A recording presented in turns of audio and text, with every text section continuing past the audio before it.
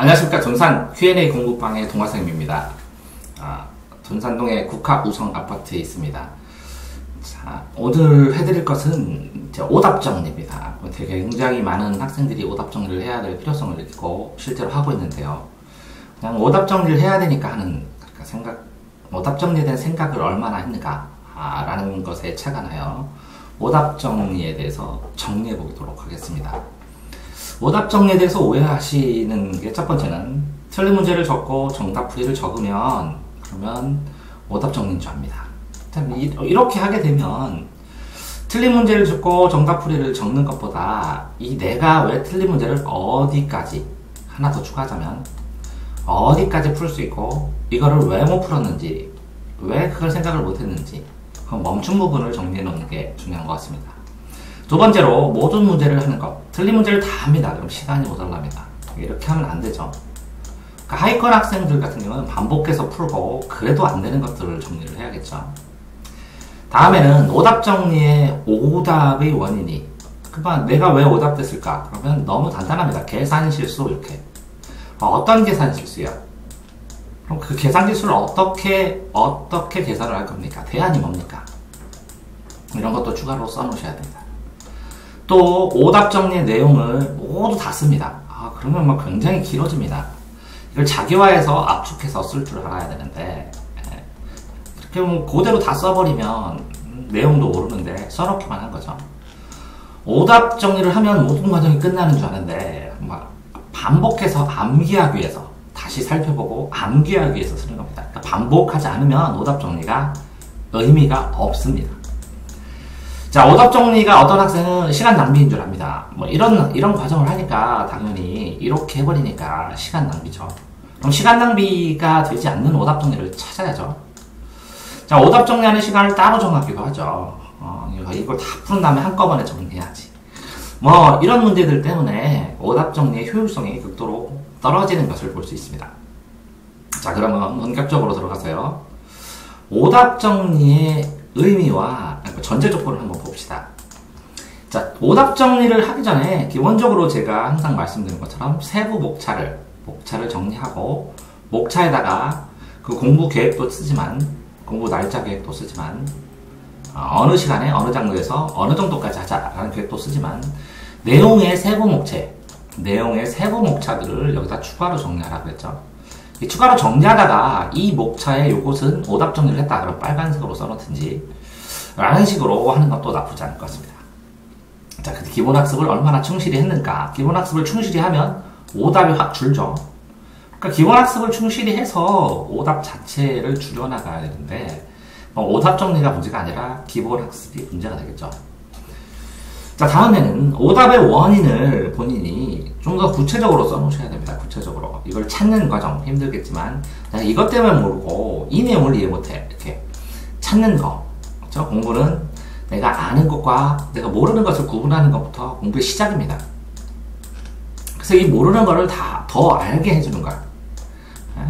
그걸 모아가지고 모르는 걸 알게 하는데 이 모아가지고 오답 정리에다 쓰고 반복해서 보고 그래서 오답 정리를 해서 반복해서 보기 위해서 오답 정리를 쓰는 겁니다. 자, 오답이 정리하면 그쵸? 바로바로 정리를 해나가야겠죠. 쌓이게 되면 할 수가 없으니까. 자, 그 다음에 오답의 해결 방안은 해설에 써있기도 하고요. 해설에 써있기도 하고 해설을 썼는데도 이해되지 못할 경우도 있는데 나눠서 해야 되죠. 여기서 이래서 정답을 체크했는데 몰라서 틀렸어요. 근데 해설을 봤는데 알았던 거. 그죠? 그냥 맞았던 거. 정답을 풀었는데 해설을 봐야만 알았던 거. 근데 해설을 보도 몰랐던 거. 그죠? 그러니까 해설을 보고 알았는데 다시 풀어도 몰랐던 거. 그 다음에 해설을 보고도 몰랐던 건 4개 해야 되나요? 이렇게 구분해 놓을 줄 알아야 됩니다. 그 다음에 스스로의 고민으로 이런 거는 다음에 이런 과정을 걸려서 이렇게 대화를 가지고 예를 들어서 이거는 주어하고 서술어를 관계니까 주어와 목적어의 관계인데 목적어의 서술어가 됐어. 그럼 주어와 목적어를 끊어서 보자. 뭐 이런 식으로 써놓든지 자신이 고칠 이거를 개선할 수 있는 대안 안건을 써놔야죠. 자, 오답을 누적적으로, 자, 오답의 원인은 학습 교재에서, 오답의 원인이 어떤 것은 학습 교재에 가서 거기다 체크해놔야죠. 이것도 오답 정리인데, 이런 오답 정리도 있는데, 꼭 쓰는 것만 오답 정리라고 생각하실 필요가 없습니다. 자, 오답의 원인을 교재에서 체크를 하고, 이거 시험 나왔다. 이렇게 체크하는 것도 오답 정리입니다. 오답을 누적적으로 반복하여 확인할 수 있는 방법을 강구를 하셔야겠죠. 오답을 심화하여, 그러면 이 누적적으로 확인하다 보면 심화하여 자료를 찾아서 공부할 수 있는 방법도 강구를 해야겠죠. 자, 그러니까 정리하자면 오답 노트의 핵심은 누적해서 학습할 수 있느냐, 반복할 수 있는 방법을 강구하고 반복해서 하고 있느냐라는 겁니다. 자, 그러면 위에서 보시다시피 오답 정리를 하는데 해설은 굉장히 유용하죠. 그러니까 책을 살 때 저는 항상 해설이 좋은 책이 충실한 책이고 좋은 책입니다. 책의 가치는 해설입니다. 자습서, 참고서, 평가 문제집, 학습과 관련된 것은 해설이 과외 노하우고 그것을 충분히 제공해주는 책이 좋은 책입니다. 해설을 정독하고 요약도 해봐야 됩니다. 저 오답 정리할 때 오답은 정리를 했는데 그럼 정답 맞는 건데 우연히 찍어 맞힌 건 어떻게 되냐? 우연히 찍어 맞힌 것도 다음에는 또 맞춥니다. 그러니까 상관은 없지만 이게 불안할 때 해설을 정독하고 해설에 대한 엑기스, 해설에서 내가 생각 못했던 것들만 형광펜으로 치고 요약해서 정리하면 오답 정리와 마찬가지 효과가 있습니다. 자, 해설을 문제와 충실하게 대조를 해봐야 되는데요. 해설을 보면서 이 문제가 왜 그렇게 출제됐는지, 해설을 보면서 이 문제의 작구를 왜 그런 식으로 만들었는지, 해설을 보면서 이 문제를 만들 때 출제자의 애로사항은 뭐였을지, 자, 이렇게 연구를 해봐야 되고요. 해설의 단어들을, 그죠? 해설의 단어들을 선택지 옆에다가 해설의 엑기스 단어를 써놓고 이 선택지와 비교해보면서 정리하는 것도 오답 정리입니다. 자, 벌써 오답 정리 첫 번째 뭐라고 그랬어요? 자기가 틀린 것을 교재에 체크한다. 두 번째는 뭐라고 그랬어요? 해설의 단어들을 써놓고, 이 해설의 단어들을 가지고 선택지와 비교해본다. 자, 해설을 통해 문제의 구성 원리를 파악을 해야 되는데요. 이 문제의 구성 원리를 파악하기 전에 해설의 구조 자체도 파악해야 됩니다. 해설을, 더 자세한 것은요, 해설지의 가치, 활용법 해갖고 동화쌤이 녹화해 놓은 게 있으니까 참고하시고요. 해설을 기본적인 이론과 어떤 관련이 있는지도 보셔야 됩니다. 자, 그러면 이렇게 해서 해설을 확인한 다음에 자기가 모르는 것과 적어도 두 개는 잘 구별을 해야겠죠. 모르는 문제는 몰라노트, 실수 문제는 실수노트. 근데 이 실수노트하고 몰라노트하고는 뭐가 문제일까요? 실수노트가 더 문제입니다. 이게 거품이라 이게 사라지지 않는 한 1등급이 되지 않습니다. 이걸 사라지게 만들어야 되고, 자, 몰라노트는 공부하면 됩니다. 이제 공부하는 과정에서. 자, 몰라노트는 모르는 문제는 학습 교재에서 확인하고, 기본 공부가 더 충실하지 않았나. 내가 기본 공부하는 방법, 학습 교재를 보면서 내 기본 공부, 기본 이론을 확인하는 방법이 잘못되지 않나 확인하셔야 되고요. 모르는 문제는 해설을 보면 다 이해를 만약에 한다면, 그죠? 해설의 어떤 부분을 생각하기 위해서는 이 학습 교재를 어떻게 공부해야 되는가라는 것을 보시면 됩니다. 자, 해설을 보지 않고 이 풀이 방법을 떠올리는 방법, 해결 방법을 써놓으셔야 몰라노트가 작성이 되는 것입니다. 자, 그렇다면 실수는 노트는 뭐냐면요. 이게 본인이 실수 유형, 이 실수 같은 경우에는요, 하면 무조건 쓰라고 하면서 같은 경우에. 내 몸이 괴롭게. 그럼 이렇게 괴로운 걸 안 하려면 실수하지 말자는 거죠. 실수 유형을 최대한 자세하게 쓰시는 게 중요하고요.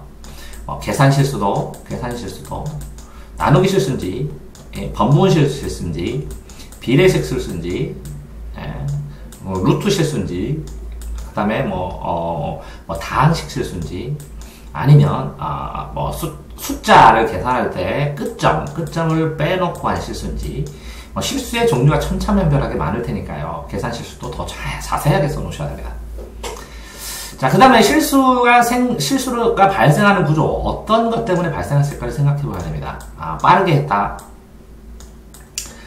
빠르게 너무 빠르게 했다. 암산으로 했다. 계산 과정을 쓸 때 엉망으로 썼다. 이렇게 실수가 발생하는 그 원인을 생각해 본 다음에 이 개선할 방법도 쓰셔야 됩니다.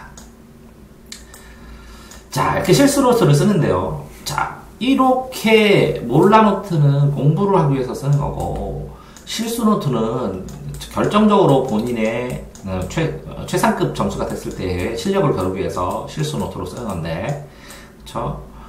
몰라노트하고 실수 노트에서 더 이렇게 모르는 유형이나, 실수 노트는 실수니까 그냥 쓰더라도 유형 노트나 심화 주제 노트로 파생할 수 있습니다. 자, 문제를 이론별로, 이 이론이 어딘지를 해설해서 확인하겠죠. 정리하고. 오답이 발생하는 유형별로 또 정리해야 되고. 기본적인 유형 정리 노트와 오답 유형 노트. 보세요. 기본적인 유형 정리 노트는 수학이나 아니면 이런 데는 유형별 노트가 있고, 국어도 실제적으로 이제 유형별, 아니면 기본적인 이론에 대한, 이거는 비문학 파트다, 이건 시 파트다, 이건 단어 파트다, 이건 문법 파트다, 이런 유형을 나눌 수 있으니까 이런 유형 노트하고 자기가 틀린 거의 노트하고 비교를 해보셔야 됩니다. 그래서 내가 비문학의 무슨 파트, 비문학도 상세하게 과목별로 경제 파트를 많이 틀린다, 아니면 문법 파트가 많이 틀린다. 그래서 이렇게 본인이 틀린 실수의 개수, 그 유형별 퍼센트를 알아야 됩니다. 이 유형별 퍼센트를 통계를 내면 본인이 그 다음에 성적을 어느 정도까지 향상시킬 수가 있는지 그걸 계산을 할 수가 있어집니다. 자, 다음은 심화 주제 노트인데요. 틀린 주제별로 내가 틀리는데 독립군을 틀린다. 그러면 독립군에 대해서, 아니면 이기 이론론, 기발이 이승지, 이발이 기수지에서 4단 7정론을 틀린다. 그럼 4단 7정론에서 아주 자세한 요약 노트, 요점 노트, 요약이 아니라 종합 정리 노트, 요약 수준은 안 되고요. 종합 정리 노트를 만드셔야 됩니다.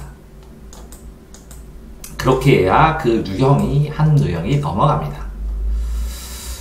자, 과목별로 잠깐 보시면요. 그러면 과목별로 오답 정리의 유형의 주의점을 보시면, 자, 국어회 같은 경우에는요, 어떻게 오답 정리하냐 많이 물어보십니다. 제목 플러스 줄거리 플러스 특징을 해서 서너 줄로 정리하시면 됩니다. 요약해서. 틀린 비문학의 경우에는 비문학의 제목이 있습니다. 제목을 중심해서 간단한 내용을 두세 줄로 정리하시면 됩니다. 자, 제가 이제 수능 특강 같은 경우에 이렇게 비문학이라든가 언어를 간단하게 한 줄로 정리하는 거를 동영상으로 찍어서 올렸으니까 참고하시기 바랍니다. 자, 수리의 경우에는 유형 문제집의 구조를 이해를 하고, 그쵸? 유형 자체. 그럼 유형 문제집의 구조를 모르겠으면 어떻게 하냐면, 수능 번호마다 유형이 있습니다. 몇 번 때는 무슨 율. 그럼 반드시 암기를 해야 됩니다. 자, 모든 국어, 영어, 수학, 탐구, 수능의 유형은 퍼펙트하게 공부를 하셔야 합니다. 이게 공부의 첫 번째 출발점입니다. 내가 내용을 알던 모르던 유형은 알고 있어야 됩니다. 그래야 공부의 길, 공부의 방향이 잡히니까, 이 수능 문제를 풀기 위해서 공부하니까 유형은 확실히 알고 계셔야 됩니다. 그 유형별로 심지어는 풀이 방법, 풀이의 순서, 풀이의 방법까지 완성을 하셔야 수능 준비 기본이 된 겁니다. 그러니까 유형을 완벽하게 하시고 이 유형마다 풀이 순서, 풀이 방법을 아시면 당연히 이 유형을 공부하는 공부 방법이 쓰고, 그러면 책에 따라서 이 유형의 공부 방법에 맞춰서 공부를 해나가셔서 하나씩 유형을 정복해 나가시는 게 좋겠습니다. 자, 수리 유형 문제집에 보면 유형별로 정리가 되어 있고요. 오답노트에 그림을 그리면서 그림 설명과 문장의 관계를 생각을 해보셔야죠. 자, 수학 같은 경우에도 그림 다 그리셔야 됩니다. 그래야 이해가 되니까. 그림을 그리고 그 그림을 중심으로 추가해서 글자를 써놓는, 수식을 써놓는 그런 것도 나쁘지 않습니다. 외국어는 문장을 구조, 한달락의 형태를 파악하셔야 되고, 틀린 어법은 당연히 추가로 써놓으셔야 되고, 그 틀린 어법의 근처에 있는 어법까지 영어 기본적인 문법서에서 다 찾아서 확인을 하셔야 됩니다. 이게 반복해서 틀린 어법 문제를 기본 문법책에다 자꾸 체크를 하게 되면, 그러면 한 1, 2년만 체크를 하면 이 기본 문법책을 공부하는 것만으로도 어법이 충분히 해결이 되는데, 참고는 그림이나 도표를 중심으로, 왜? 이게 탐구 문제 그림이나 도표 중심으로 나오니까요. 기본적인 요약 정리를 하셔야 됩니다. 그림이나 도표에다가. 그러니까 적어도 그림이나 도표는 쭈르륵 잘라가지고 그리시면 좋겠지만, 너무 오래 걸리니까 잘라서 불린 다음에 그 그림의 요소들, 도표의 요소들 하나하나, 그러니까 1번 여기서는 뭐 나온다, 그림의 이 부분은 뭐다, 이건 3번 뭐다, 이렇게 선택지처럼 쭈르륵 나열해서 다 만들어 놓으셔야 됩니다. 그래서 그러다가 이 도표가 똑같은, 아니면 그림이 서너 개가 틀리면 유형별, 그쵸? 그거 잘 나오잖아요.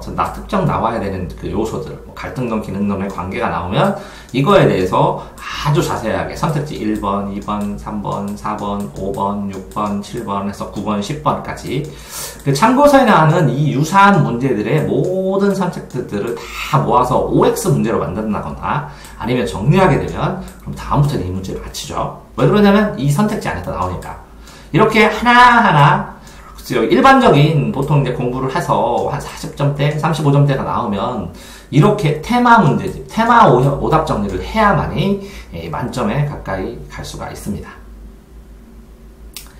자, 오답 정리 하다 보면, 시키다 보면 학생들이 이제 질문을 하잖아요. 그 질문한 것들 보시면 이렇습니다. 모든 틀린 문제 오답 정리 하나요? 아닙니다. 1차 채점 이후에 2차 문제 풀이하고 2차 문제에 틀린 문제를 정선하고, 이거 중위권이죠. 상위권은 1차 채점 후에 틀린 것만 하면 됩니다. 그러니까 하위권일수록 반복 풀이를 하고 오답 문제 개수를 줄인 다음에 그 다음에 엑기스만 정리하죠. 반복 풀이를 하기 위해서 필요한 거니까. 오답 정리를 한 다음에 이것도 반복해서 풀어야죠. 자, 그림도 다 그려야 하나요? 뭐 간단한 그림은 그린데 복잡한 거는 복사하고 오래 붙여주셔도 됩니다. 너무 시간 낭비가 되니까. 그렇죠? 근데 이 문제, 이 그림이 계속 틀려요. 뭐 5번 이상 틀렸다. 그러면 어려운 복잡한 문제도 당연히 그려줘야죠. 자, 오답 정리 왜 하는지 생각해 봅시다. 반복해서 틀리지 않고 실수 반복하지 않고 반복해서 공부하기 위해서 하는 거니까 그런 기준으로 이제 답변을 하시면 됩니다. 자, 오답 노트 정리해서 어떻게 활용하나요? 누적하여 유사한 문제가 있으면 그 문제에 선택지만 추가로 쓰든지 특징만 쓰든지 하시면 됩니다. 자주 확인해서 쭉쭉 읽어보는 거예요. 여러 번, 한 3, 40번, 4, 50번 읽는다고 생각하고 빈 시간 날 때마다 오답 노트 읽는 시간을 따로 두는 게 아니라요. 시간 날 때마다 짜투리 시간. 왜? 틀린 문제 한두 개씩 나니까 오답 문제를 계속해서 읽어주는 거는 본인한테 굉장히 유익하잖아요. 그러니까 10분, 20분 이렇게 빈 시간이 날 때마다 읽어주는 거예요. 계속 반복해서. 오답 노트가 뭐라고요? 오답 노트 한 문제가 모르는 단어 하나라고 생각하시면 됩니다.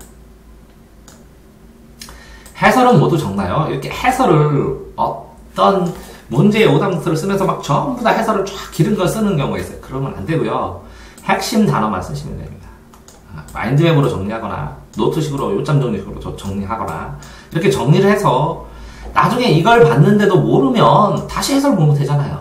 그죠? 근데 이걸 봤는데 알겠으면 더 이상 안 써도 됩니다. 그러니까 오답 노트 해설 모조리 적는 거 아닙니다. 자, 간단한 실수도 적나요? 당연히 적어야 됩니다. 이 간단한 실수가 굉장히 문제가 됩니다. 원인을 자세히 생각해보고 실수가 반복하는 대책까지 다 적어야 됩니다. 문제를 적고 해답을 적으면 되나요? 자신의 풀이 과정. 자, 이렇게 오답 노트를 쓰면서 자, 이렇게 문제가 있어요. 문제가 있는데 그런데 여기에 본인이 풀이 과정을 쓰는 거예요. 이렇게 여기까지 썼는데 이거 못했다. 그럼 여기다 긋고 그 이상의 계속되는 풀이 과정 써줘도 되고, 아니면 이렇게 하셔도 됩니다. 세 개로 나눠서 이거는 문제, 이거는 해설지 풀이 과정, 이거는 내 풀이 과정. 어디까지 했는지. 그러면 여기는 선생님 설명. 내가 여기까지 했습니다. 이렇게 써놓으면 되죠. 그럼 이 해설지와 내 풀이 과정을 비교해서 선생님 설명을 여기다 써주겠죠.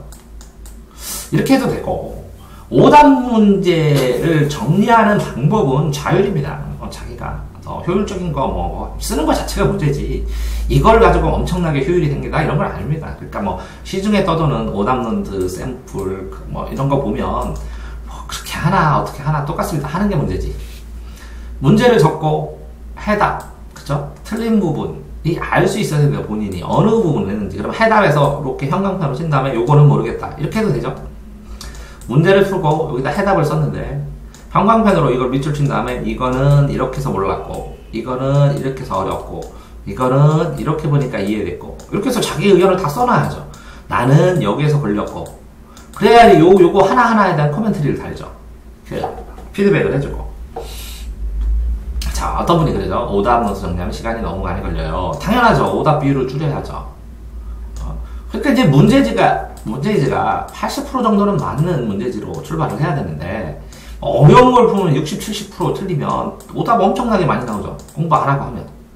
그러니까 먼저 공부를 여러 번 해야 됩니다. 여러 번 해서 오답 비율을 줄인 다음에 오답 정리를 하는 것이지 뭐 공부도 안 한 상황에서 다 틀리고 오답 정리하는 건 말이 안 되잖아요. 자, 학습을 하면서 자신이 발전하기 위해서 FKC를 적고 그쵸? 그래서 판단력을 보고 점검해보고 분석력도 점검해봐서 학습을 하는 과정이 하나죠. 오답노트. 자, 오답노트를 정리할 때 추가로 심화해서 말씀드리면 다음과 같습니다. 자, 오답노트 샘플 수업 문제의 상중 문제가 있으면 이렇게 8번 문제 푸는 문제가 있잖아요. 그럼 이거를 9단계로 나눠요. 이건 4등급 문제다 이렇게. 근데 이게 뭐 8등급 9등급 문제인데 틀리면 심각하고 2등급 1등급은 모르는 거예요. 공부하면 돼요. 그렇죠? 9단계로 난이도를 정하고 그런 다음에 본인이 쓰는 오답노트 1, 2등급은 뭐 다시 봐도 모르니까 맨날 봐야죠. 맨날 봐야죠. 근데 1등급은 불가능하다. 그러면 1등급 제끼고 2, 3등급 정리하셔야 돼요. 2, 3등급. 그러니까 본인이 적어야 되는 오답노트 1등급 써놔도 몰라요. 설명해줄 때만 알고. 그러면 이제 녹화를 하거나 오답노트의 결정판으로 오답노트 자체를 또 녹화해서 설명하고 동원쌤이 아이들한테 그렇게 해주는데 그렇게 할 수 없는 한 뭐 1등급은 포기하고 2, 3등급만 하든지 본인이 결정을 내려야죠. 자신이 판단한 난이도 뭐 학생이 판단한 난이도 그러니까 동원쌤이 판단한 거랑 학생이 판단한 난이도의 판단이 다른 경우도 있습니다. 모르는 거예요. 그 학생이. 그 내용을 이해 못하고 있는 거예요. 자, 난이도 옆에 그 문제와 관련된 이제 3단계 세부목차 난이도 옆에 관련 이론 확인할 수 있게. 그러니까 자, 여기가 2번하고 문제가 써 있으면 이건 9등급이다. 근데 이론이 뭐냐고요? 뭐 이론? 그죠? 시의 시적 허용에 대한 문제다. 시적 허용. 내용은 뭐 땡땡. 그래서 간단하게 이렇게 써주면 핵심 이론 써주면 수학 같은 경우는 핵심 공식 써주면 그러면 핵심 힌트 써주면 이렇게 써놨다가 두 번째 풀 때 이거 참고해서 풀어도 됩니다. 참서부터 틀렸다가 쭉 그지 마시고 첫 번째 틀 이렇게 맞았잖아요. 근데 두 번째 이거 참고해서 맞췄으면 이렇게 동그라미 2개 치시면 된다고 했죠. 자, 3번 틀린 선택지 옆에 틀린 선택지를 고른 이유를 쓰셔야 됩니다. 그러니까 예를 들어서 3번 하고 쭉 문제가 있는데 1, 2, 3, 4, 5 됐죠. 2번을 골라서 틀렸어요. 정답은 5번이에요. 그럼 5번 썼어요. 그럼 2번 선택지 옆에다가 이걸 고른 이유. 내가 왜 그냥 하면 그냥 써놓으셔야 되는데 그럼 발전 안 하죠. 고른 이유를 쓰면 이거를 교정해줘야 이거는 해설 보든지 공부시키면 되는데 이 공부시켜서 이것도 알겠고 근데 이 고른 이유를 그대로 두면 나중에 수능장에 가서 이거랑 이걸 할 때 더 익숙한 이걸 뽑습니다. 그러니까 철저하게 이 고른 이유를 교정시켜줘야 돼요. 이게 오답 정리입니다. 오답 정리 수업. 스스로 실수를 줄이는 방법. 이거 고른 그 이유가 이건데 나는 이렇게 개선하면 되겠다 라고 쓸 수 있어야 개선된 겁니다. 개선 방법을. 수업을 받던 스스로 쓰던. 자, 맞는 선택지 옆에 해설을 요약 정리. 그러면 요 공부한 거는 제가 저 해설의 단어들을 이렇게 써놓고 이 해설의 단어들과 요거랑 비교해서 이 5번 선택지랑 비교해서 이해를 할 수 있으면 된다고 그랬죠. 문제를 이해한 정도를 알아야 조언이 가능하니까 이게 모르는 경우에는 형광펜을 치면 해설을 보고도 이해 못하는 게 있죠. 자, 그러면 학습 방법 해설을 보고 이해했다면 생각하는 방법 어떤 걸 보고 이해했는지도 체크해 놓으면 다음번에는 이걸 보지 않고 생각하는 방법도 알려주고 그러는데 자, 선택지는 모두 올바른 선택지로 바꿔야 됩니다. 이렇게 선택지가 1, 2, 3, 4, 5 하고 뭐 3번 문제가 있어요. 이렇게 그러면 이게 맞은 거 찾아라 그러면 하나만 바꾸면 되는데, 틀린 거 찾아라 그러면 5개가 맞으니까 상관없겠네요. 틀린 거 찾아라 요거만 고치면 되는데, 맞은 거 찾아라 그러면 요거 맞죠? 찾았죠? 이걸 전부 다 맞는 선택지로 바꿔야 됩니다. 근데 맞는 선택지로 바꾸는 게 불가능한 게 있어요. 너무 떨어져서 지우는. 이걸 맞는 선택지로 바꾼다는 것은 여기에 나와 있는 함정들을 어떻게 설계했는지를 배운다는 겁니다. 그래서 굉장히 좋은 겁니다. 시간이 좀 걸리죠. 다 푼 문제집은 이렇게 해보시기 바랍니다. 문제와 관련된 선택지의 이론을 문장 개요로 정리한 거예요. 이 선택지는 문제와 관련된. 그러니까 굉장히 요거를 맞는 답으로 고치는 것은 변형 문제를 연구하는 것 같은 것이니까 문제풀이의 심화가 돼서 좋죠.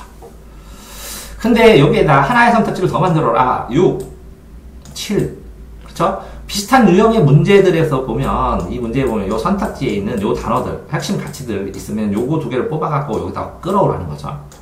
그러면 이 6, 7을 쓰려면 1, 2, 3, 4, 5가 겹치지 않아야 되니까 이게 공부가 되게 많이 되죠. 이게 엄청나게 공부가 많이 되는 겁니다.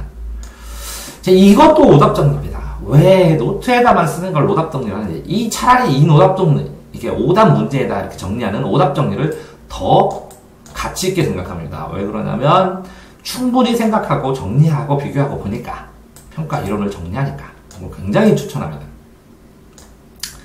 다른 유사한 문제집에서 찾은 선택지들을 합쳐서 유형을 정리하는 거죠. 이렇게 그래서 7, 8, 9를 했으면 나중에 이거를 테마별로 정리할 때 잘라서 딱 붙이고 추가로 다시 정리해주면 굉장히 좋겠죠. 이런 게 오답노트 정리지, 한 문제 틀린 거 하나하나 하는 것은 좀 깊이가 얕습니다. 근데 이게 실제적으로 구체적인 오답노트 정리죠, 이런 게. 자, 오답노트 정리의 효과. 보시면, 학습 과정을 점검합니다. 그렇죠? 오답 정리를 하면서 문제가 되는, 오답이 됐다. 그럼 왜 내가 됐는지 학습 과정을 점검해야죠. 그러니까, 쉽지 않죠, 학생 경우에는. 선생님이 해줘야죠. 오답 개선을 통해서 마무리를 학습합니다. 문제풀이 기술도 늘리고 출제 원리도 배우고 이론과의 관련성도 공부합니다. 이렇게 되니까, 그렇죠? 자, 봅시다. 그러면 이 오답노트가 제일 마지막 정리 과정인다면 오답노트 요 앞에서 문제 기술 실수 같은 거 제외하고, 그렇죠? 그 다음에 이게 출제 원리, 문제풀이 기술이니까 출제 원리를 알게 되고, 이 출제 원리에 관련돼서 이론을 알게 되고, 그렇죠? 이론을 알게 되니까 그거 이제 학습법을 점검하게 되죠. 학습법. 학습법에 따라서 이론을 공부하고, 그래서 이 이론에 따라 출제하고, 출제하는 걸 이해할 기술이 있으면 오답이 발생을 안 하겠죠. 자, 오답 노트를 통해서 단권화하는 방법. 단권화 한 권으로 목차에다가 세부 목차 써라 그랬죠. 상세 목차 써라 그랬죠. 이거 첫 번째. 자, 그 다음에 요약본에서는 이 상세 목차에서 더 심화된 목차를 쓰게 되죠. 자, 몰라노트와 실수노트. 그쵸? 그러면 이 몰라노트는 뭐라고요? 유형분리노트를 쓰다가 유형분리노트. 이 유형에 1, 2, 3, 4에서 9번, 10번까지 선택지를 계속 늘리게 되면 나중에 테마노트로 간다는 거겠죠. 그러니까 수능 유형을 재구성해서 유형에 따라, 유형의 순서대로, 수능 번호 순서대로 노트를 만들면 이제 단권화된 수능 특화 노트가 만들어지는 거겠죠. 참고로 읽기 자료 같은 것도 추가해서 단권화 노트에다가 부록으로 넣는 것도 좋습니다. 그래서 연표라든가, 그죠? 연표라든가, 아니면, 문학사의 흐름이라든가, 아니면 윤리와 사상 흐름이라든가, 이런 것들 말하는 겁니다.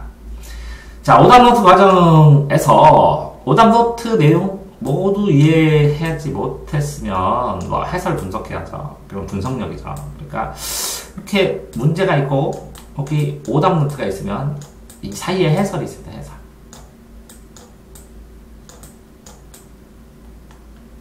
이제 문제를 틀렸을 때 이 해설을 제대로 봐서 오답노트를 작성할 필요성이 없는 것도 있죠. 이런 경우에는 한 줄로 정리하죠. 한 줄로 간단하게. 그쵸? 이게 조금 해설을 좀 한참 봤으면 두 줄로 정리를 하고, 그러니까 세 줄 이상 써야 될 게 필요할 때 오답노트 정리하는 거죠. 세 줄 이상 필요할 때. 자, 오답노트 정리 학습을 충분하게 실행하지 못했어요. 그러면 시간이 부족하게 돼요. 보통 시간이 부족하다. 그러니까 이렇게 한 줄 노트나 두 줄 노트를 하시기 바랍니다. 그럼 시간 충분하게 요령 있게 쓸 수 있으니까 한 줄 노트도 쓰고 두 줄 노트도 쓰고 세 줄 노트도 쓰니까 오답 정리하고 활용하지 못하는가 정리만 하면 능사가 아닙니다. 정리만 한다고 활용법 그러니까 자꾸 볼 가오를 자꾸 보기 위해서 쓰는 거니까 자꾸 반복해서 보지 않을 거면 오답 노트 쓰지 마세요. 쓰지 마세요. 오답 정리하고 또 오답이 발생하는가 계속 발생해요. 진짜 그래요. 재수를 제가 실외수로 4년 했는데 2회 틀린 걸 다 올려놓고 2회 틀린 거 다 올려놓고 이거 다 공부했어요. 2회 두 번째 해는 세 번째도 이거에 대해서 틀려요. 심화동력 파고 들어가고 해야 되는데 너무 완벽하게 넓게 막 전부 해달라고 지금도 제가 전 과목 하는데 하나만 심화해야 되는데 전 과목 실수라고 넘기지 마십시오. 실수 자체가 실력입니다. 그러니까 실수 노트 반드시 쓰셔야 돼요. 이 실수 노트를 어떻게 쓰냐고요? 다 쓰세요. 실수한 거.